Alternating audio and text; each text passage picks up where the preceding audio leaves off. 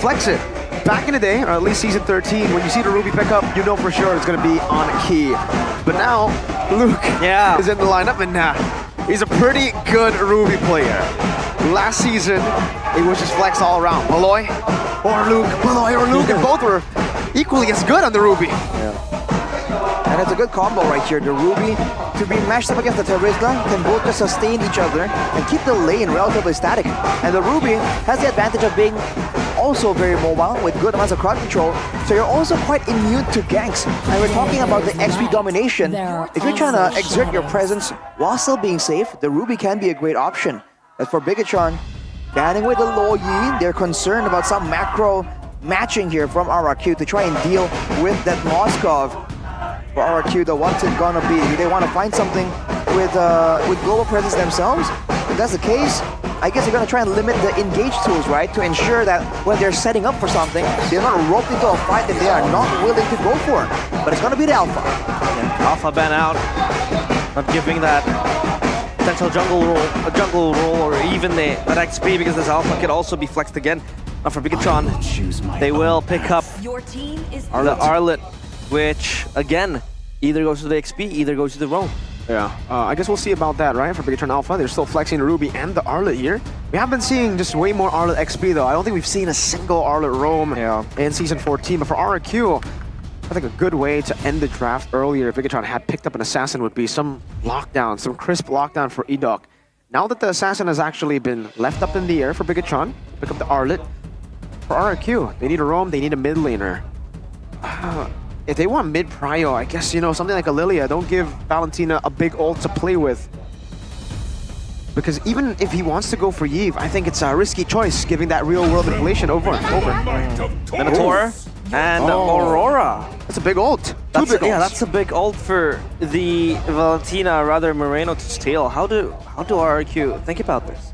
Maybe the idea is just overwhelm them completely, right? With a Minion's Fury, Frigid Glacier, and the penalty zone, Moreno can only copy one. So even if you kind of put them against each other, it's kind of equal when it comes down to it, right?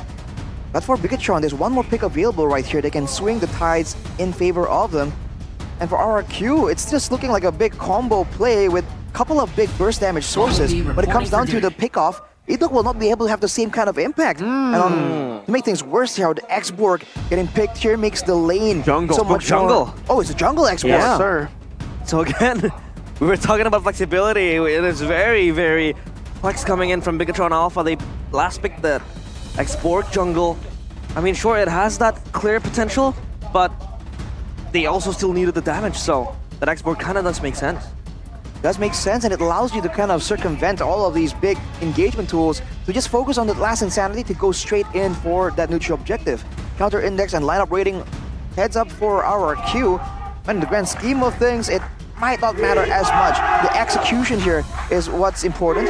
Julian against the X-Borg in the jungle. I feel like the Julian can clear a lot faster, but after that, what will they do with it, right? What can they do to be aggressive when they have a Minotaur as their roamer? Yeah, counter initiation power is there. But of course, to the land of Dawn, we go, the witness of this showdown, the kingdom against the red robots. Will the robots rage against the rebuild of the kingdom, or will the kingdom once again rejoice? It's RRQ Hoshi against Bigetron Alpha. Listening to the calls and the drums of war there behind us. The crowd definitely getting pumped up for this one. The Titans in Bigetron Alpha, first place in the regular season, and versus a rebuilding kingdom here in the mid lane. Moreno already forced back very low. A lot of damage at the disposal of that Aurora. The fact that there's two parts of it, the big burst and the extra damage afterwards. You're seeing them pressuring towards the side of Super Can's purple buff, but Key is getting chunked a lot, by the way. No sustain built in by them. Edok steals it away. The lethal being able to acquired by Edok again, so proactive. He's playing and shadowing behind his mid laner. And so far, Key looking for a kill potentially here.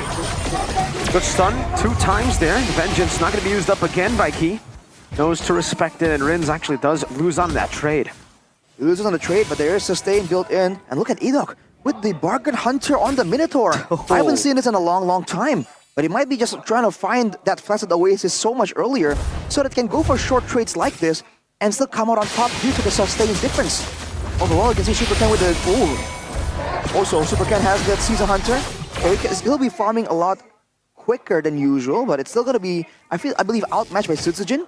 Get his play on the top side though for the XP grab. Oh, wow! Good steal by Sutsujin. Smooth. Sutsujin, again, this time around playing for the Kingdom, and has been pretty solid in his performances yesterday. Eman and Skylar going at it. Again, recalls galore. Down bottom, they're just having a good time. Not really stressing about what the other could do, but the turtle spawning means that Bigetron and RRQ might be subject of a very, very good fight down, up top rather. And this time Sutsujin under pressure alongside Edok. Getting some damage down. Key not level 4 just yet. Rins open the Faraga armor. Penalty zone coming in. Rins actually getting it out. Frigid Glacier stunning Super Loop. First blood over. Super Ken forced back. That's a knockout over to King, who gets out with the Vengeance. Has the final slash and uses the Vengeance on the orange buff. A quick win early from RRQ. Great burst damage usage from RRQ, and they're able to actually use all that crowd control to zone Bigetron away. A good win for them in the early game, but you have to remember, the longer the game goes, the more ways there are for Bigetron to find ways to avoid these straightforward fights. Talent prediction by the new application GoPay though. Nice. Oh, Mirko. Mirko. Going for a bless. Mirror bless. Amen. Season. Hey. Oh man, Mirko. What? Damn. Didn't see anything. Oh, what happened? Nothing happened. Nothing happened. It's a very clean Land of Dawn with the sweep, but look at that. Key He now stuck. No, coming out the chain. Actually, now Frigid Glacier coming down. Mid Fury. Moreno finding 3, and I'm offended to bring them into a big blast. And now a stun. Super Ken is massive in the early game. Triple kill for Bigetron Alpha. A response. Dang, what a combo that was with the sweep into the massive AoE, man. Last Insanity from Super Ken definitely made that a bit more difficult. Skylar, though, getting jumped on. Whoa, whoa. No follow-up. Skylar almost lost his life, but too far to follow up the final slash, so they're looking for a dive! Stun down on the Skylar now. The Vengeance as well. The Minute Fury as the Lycan Pounce comes down. Severe destruction into the back line now as the last Insanity comes down to Skylar. That's the SOD to the back, and Mon finds the kill. And there's another dive over to Edok, who is able to survive still. Could purify out from Eman. But look at Dyron keeping busy up top, getting the entire shield. Wow. We talk about how impactful this EXP lane can be, and Dyron is definitely doing well. The mid trio, though, after the play from Moreno, I feel like definitely Bigetron are the ones in control. The RRQ can still clear a lot faster, but look at this. Luke doesn't care. Wow. He doesn't care. He's up there in his element. A pull though towards Rince. It's gonna be fine. Don't worry. Super Luke, though, has been very active, seeking out plays, and this is very characteristic of his Ruby. Doesn't really stay in lane, and is so close to the proximity of his teammates, actively seeking for a play and an engage. So this could be something that RRQ has to watch over. Oh, Edok might give over the Minion Fury again. Moreno is definitely looking for something. Gets the Frigid Glacier, more of a zoning tool. You can see that Bigetron are doing the vision game a lot better than RRQ, I must say. Edok, though, already with a photo, very early on. That's a Bargain Hunter effect. Can they still go for a big fight, though? Because Bigetron have more ways of just staying safe, of being invulnerable.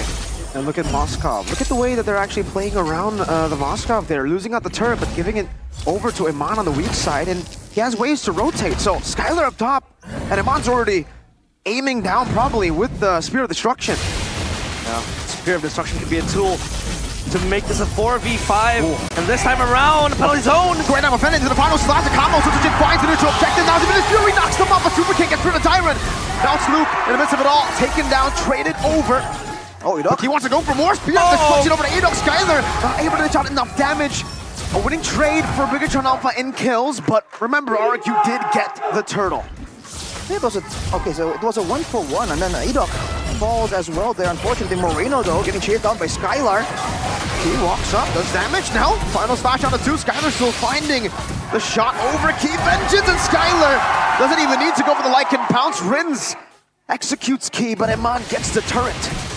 Look at Dyron, though, walking towards Moreno. Probably waiting for an opportunity, but Eman is just playing it so well. The distance management allows him to just move forward and backwards so much better.